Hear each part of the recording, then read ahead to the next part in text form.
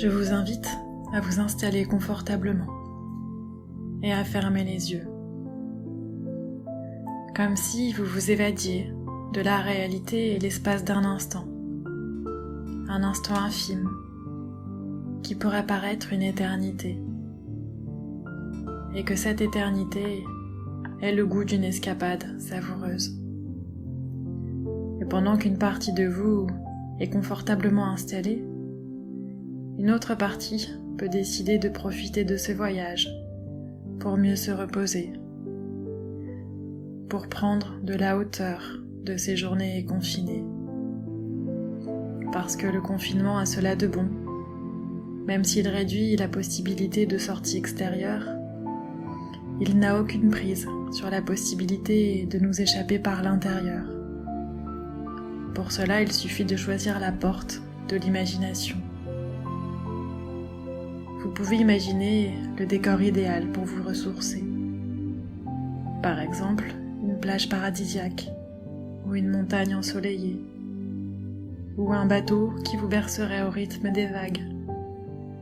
Choisissez le décor idéal pour vous. Vous pourriez ajouter à ce décor imaginaire, devenu réel, un parfum agréable et choisir une mélodie relaxante. Et pendant que vous lâchez prise, vous pouvez vous observer de l'extérieur, car même si vous êtes confiné à l'intérieur, vous pouvez aérer votre espace intérieur, comme pour mieux le purifier, à moins que ce ne soit la profondeur de l'air qui définisse la taille de l'espace aérien, comme si l'espace et le temps se confondaient pour ne devenir qu'un, puis qu'on démêlait les fils pour lâcher les amarres, lever l'ancre et partir naviguer au cœur de vous-même. Alors je ne sais pas quelle partie de vous va se détendre en premier. Ce que je sais, c'est que cette détente est capable de vous faire changer de regard sur votre quotidien, qu'il peut vous sembler plus léger que vous ne le pensiez. Les histoires que vous allez entendre vont donner des clés à votre inconscient, pour qu'il change les comportements qui vous dérangent. Il se peut que, parfois, vous oubliez une partie de l'histoire, mais ce qui compte, c'est que votre inconscient en lui aura entendu l'intégralité des mots. Je disais donc que le but n'est pas de suivre ce que je dis. Si vous pensez à autre chose, c'est bien aussi. Peu importe ce que votre mental choisit. Et parfois, on ne sait plus très bien qui veut arrêter de grignoter, de chercher dans les placards quoi se mettre sous la dent, si c'est le conscient ou l'inconscient. Et si vous êtes là à m'écouter, c'est que votre inconscient a envie de mettre en place les changements nécessaires à votre bien-être. C'est l'histoire d'un homme qui rêve d'être astronaute. Il adore les fusées, les planètes. Et depuis qu'il est petit, il rêve d'aller sur la Lune. Il s'appelle Thomas et n'y voyait aucun rapport avec Thomas Pesquet, simplement que ses parents aimaient ce prénom. Thomas avait tiré un trait sur son rêve depuis longtemps, tout simplement car il avait des tocs qui lui gâchaient la vie. Et personne ne laisserait un astronaute, ou plutôt un spationaute, bourré de tocs monter dans une fusée. Vous imaginez s'il vérifiait 10 fois que tout était bien verrouillé, que les paramètres sont tous corrects, que sa ceinture est bien attachée. Non, vraiment, ce n'était pas possible. Alors Thomas gardait pour lui ses rêves, ceux qu'il faisait la nuit en dormant, ses fusées et ses navettes spatiales. Et le soir en se couchant, il vérifiait plusieurs fois que ses volets étaient bien fermés, avant de plonger dans ses rêves aériens. Il n'a jamais su pourquoi il avait ces tocs. Ses parents l'avaient pourtant emmené chez les meilleurs thérapeutes. Mais personne n'avait pu l'aider. Il s'était résigné et vivait avec. Et une nuit, alors qu'il flottait dans l'espace, il vit le visage de quelqu'un qu'il connaissait, mais sans pouvoir le reconnaître. qui lui disait « Thomas, ton obsession à toujours vérifier les choses n'est pas une fatalité. Tu peux t'en défaire. » Et juste après, il entendit « Va voir un astrologue. » Le lendemain, il sentait bien qu'il avait fait un rêve un peu bizarre. Mais comme poussé par une impulsion, il appela une astrologue qui habitait rue de la Confiance, et il prit rendez-vous. Je ne sais pas comment cette personne trouva qu'enfant, il avait été traumatisé par un cambriolage et avait développé ses TOC à la suite de ça. Cela a eu un effet magique, car il a arrêté quasi immédiatement de s'inquiéter pour l'avenir et à vivre l'instant présent, sans penser au passé ni au futur. Peut-être que pour vous aussi, il est temps de renvoyer vos inquiétudes, car personne ne sait comment va se passer l'après. Et vous pourriez imaginer qu'à la place des inquiétudes, vous plantez des graines de sérénité. Au lieu d'écouter et de lire les informations chaque jour, vous choisissez d'écouter de la musique zen ou gaie, une musique qui vous plaît. Car vous savez, les informations nourrissent les peurs et les angoisses. Et en se sentant impuissants, elles peuvent nous faire culpabiliser. Gérald est garde-côte. Il a toujours aimé la mer, les vagues, les plages sauvages. Son métier lui permet de s'évader dans les mystères de l'océan et de se laisser bercer par le chuchotement du vent. Dernièrement, il s'est déconnecté de son émerveillement envers la nature, depuis qu'il a découvert les jeux numériques sur son téléphone. Dès qu'il a un instant de libre dans son refuge, il sort son smartphone et pianote sur les touches pour remplir son écran de petits cubes colorés. Cela lui rappelle le jeu Tetris avec lequel il jouait plus jeune. À chaque fois qu'il gagne, il ressent une onde de plaisir. Il n'abuse pas, il ne veut pas que cela devienne une addiction. Mais quand il longe les côtes sur son bateau, il pense parfois à la prochaine fois qu'il pourra se laisser tenter par une petite partie. C'est comme s'il avait perdu sa connexion avec le monde extérieur pour préférer les plaisirs immédiats et faciles des jeux virtuels. Un peu comme un stimulant dans ce monde où il commence à s'ennuyer. C'est en croisant un collègue qu'il réalisa qu'il s'ennuyait, que son métier lui paraissait parfois monotone et qu'il avait perdu le goût de la mer. Plutôt qu'il manquait de stimulus, car il aimait toujours autant la nature. Ça lui rappelait ses vacances d'été, quand il était dans la maison de vacances au bord de mer, et qu'il trouvait toujours de quoi s'occuper, même seul. Il scrutait les crabes, ramassait les coquillages pour y écouter la mer. Alors que quand il était dans leur résidence principale, il s'ennuyait à mourir, et ses parents étaient toujours trop occupés pour jouer avec lui.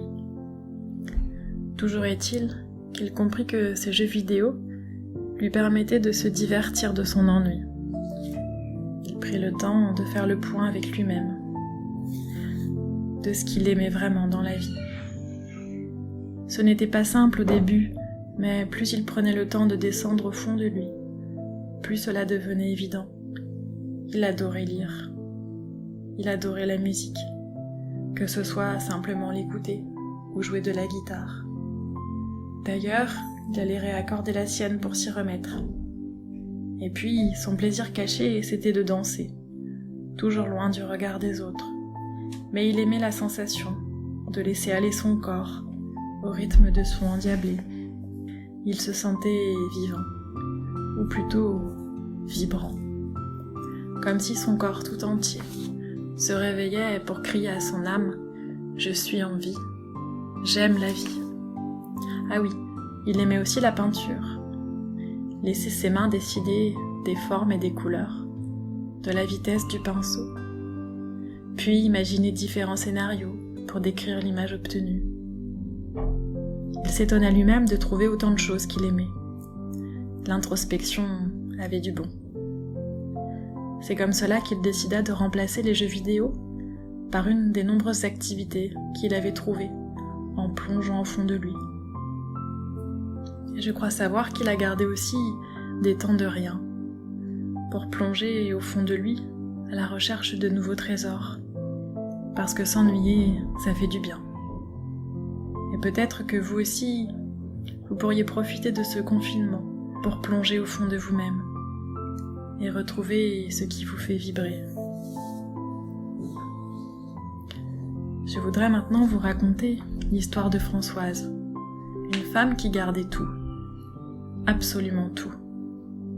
On aurait pu la surnommer collectionneuse de tout. Elle gardait les anciens magazines, les emballages des produits qu'elle achetait, les emballages cadeaux, les cartons vides, les vêtements trop vieux, les anciens jouets de ses enfants, les dossiers administratifs qui dataient de plusieurs décennies. Elle avait même gardé les premières cassettes vidéo, même si elle n'avait plus de lecteur. Elle cachait bien son jeu car sa maison était grande.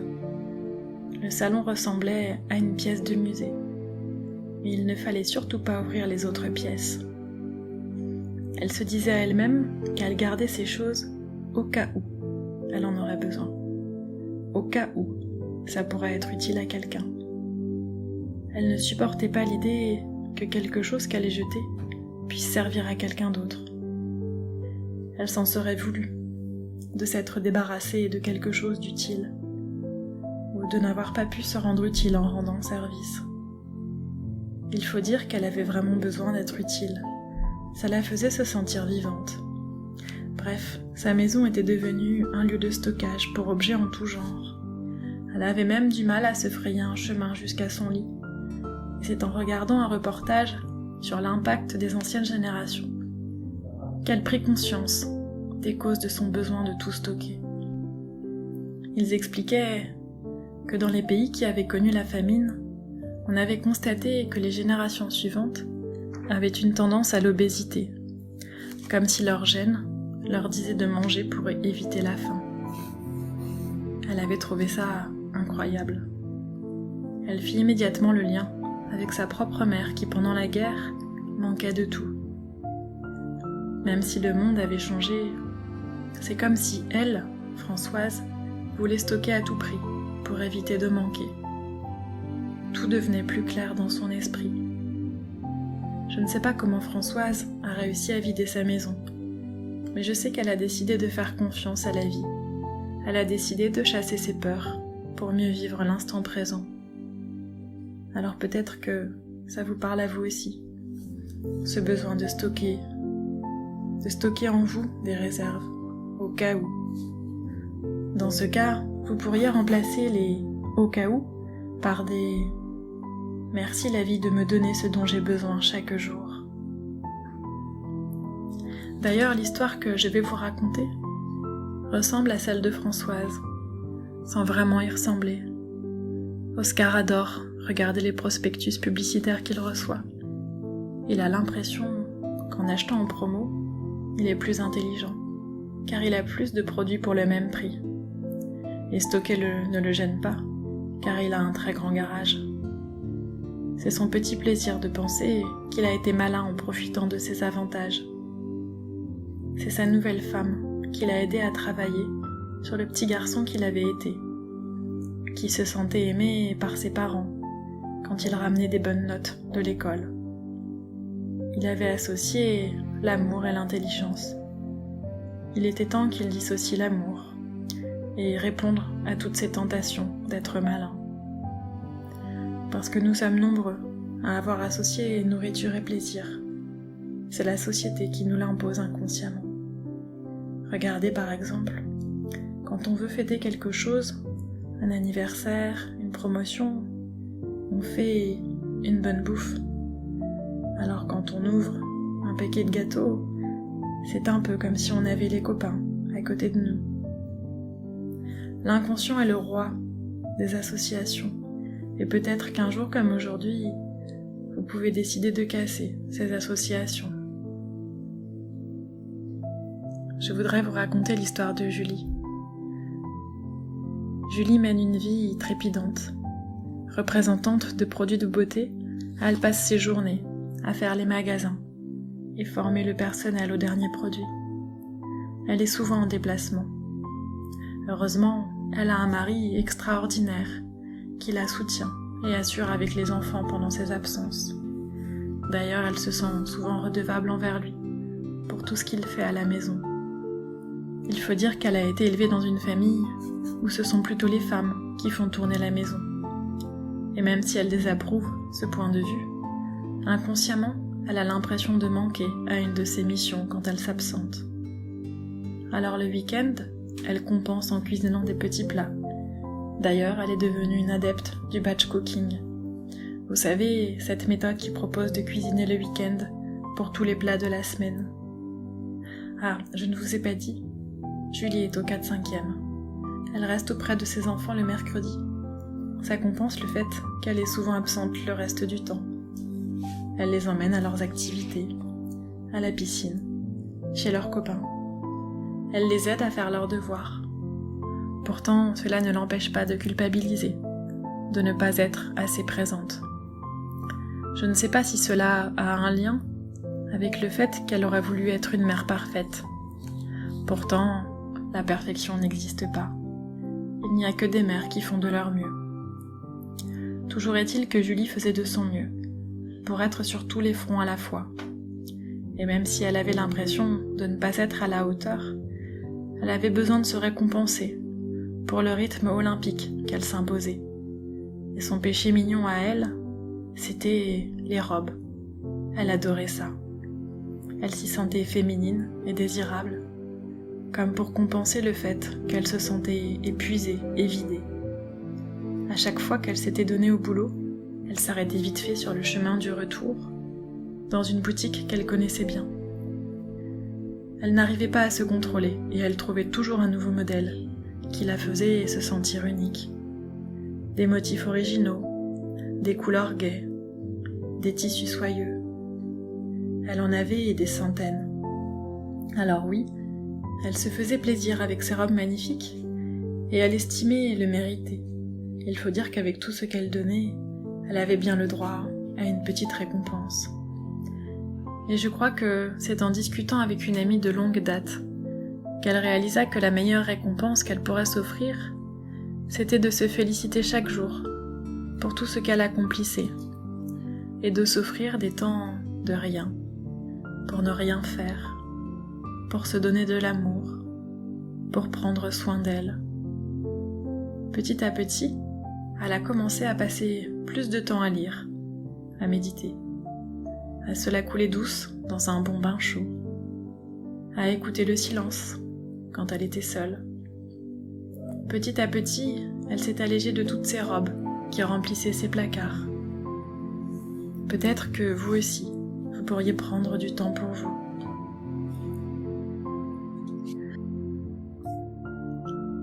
Imaginez un beau jardin, avec au fond 2 chemins. Un qui est sombre, rempli de ronces et de mauvaises herbes. Il représente le grignotage.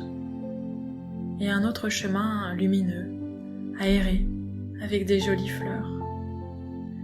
C'est celui de la liberté et de l'amour de soi. Vous vous dirigez vers le chemin lumineux. Ça y est, maintenant le grignotage, c'est terminé. Vous vous régulez. Vous prenez le temps d'écouter le besoin qui se cache derrière cette envie. Est-ce un besoin de récompense? Un besoin de réconfort? Un besoin de faire une pause? Est-ce pour combler un vide? Est-ce que c'est parce que vous vous ennuyez? Désormais, vous prenez le temps d'écouter vos émotions et vous y répondez en trouvant une réponse adaptée. Imaginez-vous d'ici quelques jours, heureux depuis que vous vous êtes débarrassé de cette mauvaise habitude. Vous vous sentez soulagé, car dorénavant, c'est vous qui décidez de ce que vous mangez et quand vous le mangez. D'ici quelques instants, vous allez pouvoir revenir en douceur à la réalité, sentant que les choses ont déjà commencé à bouger. Votre corps va se réveiller en douceur, vous allez sentir une énergie de renouveau circuler en vous. Et quand vous le souhaiterez, au rythme que vous souhaitez, vous pourrez réouvrir les yeux et revenir ici et maintenant.